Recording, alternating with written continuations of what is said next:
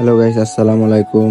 আশা করি আপনারা সবাই ভালো আছেন। আমিও আল্লাহর রহমতে ভালো আছি। তো কিছুদিন ধরে ভাবতাছি আমাদের গ্রামে প্রাইমারি স্কুলের মাঠটা ঠিক করা দরকার, কারণ ফোলাফাইনে বৃষ্টিতে ভিজে ফুটবল খেলে মাঠটা পুরোপুরি নষ্ট করে ফেলছে। তো যে বাবা সেই কাজ, আমরা রওনা দিলাম মাঠ ঠিক করার উদ্দেশ্যে। দেখা যাক মাঠটা আজকের মধ্যে ঠিক করতে পারি কিনা, কারণ বিকালে একটা ক্রিকেট খেলার ম্যাচ আয়োজন করেছিলাম, তাই তাড়াহুড়া করে সবাই মিলে মাঠটা ঠিক করার উদ্দেশ্যে বের হয়ে গেলাম। আসলে নিজের গ্রামের সৌন্দর্য দেখলে মনের ভেতরে আলাদা একটা ভালো লাগা কাজ করে, যা ভাষায় প্রকাশ করা যায় না। তো বলতে বলতে চলে আসলাম আমাদের সেই কাঙ্ক্ষিত মাঠে এসে দেখি মাঠটা পুরোপুরি নষ্ট হয়ে গিয়েছে, পুরা কাদায় ভর্তি, যা আমরা মোটেও আশা করি নাই।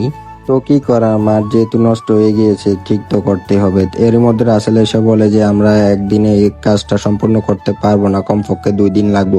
আমি বলছি দেখা যাক আজকে পারি কিনা না।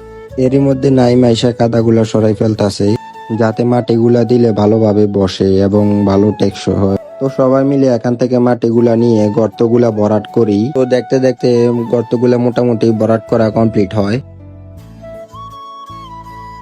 তো এরই মধ্যে এখানে ফোলাফানি একটি পানির বোতল নিয়ে আসে এবং 2টা ট্যাং এবং 2টা ওরসালাইন নিয়ে আসে। তো এগুলা ভালোভাবে লেড়ে আমরা সুন্দরভাবে লেড়ে চেড়ে তারপরে মনে করেন আমরা একটু খাই। আসলে এই গরমে হচ্ছে তৃপ্তির খাওয়ার আর কিছু হতে পারে না, মানে কি বলবো, এটা মানে পুরে কলিজা ঠান্ডা হয়ে গিয়েছে। তো ফাইনালি আমাদের মাঠের কাজ এখন পুরোপুরি সম্পূর্ণ হলো। তো মাঠের কাজ শেষ করে আমরা সবাই আবার বাড়ির উদ্দেশ্যে রওনা দিলাম। তো ফাইনালি আমরা সেই মাঠে বিকালে এসে ক্রিকেট খেলছি, এটা খুবই আনন্দের বিষয়। আমরা এই মাঠটা কি থেকে কি তৈরি করছি।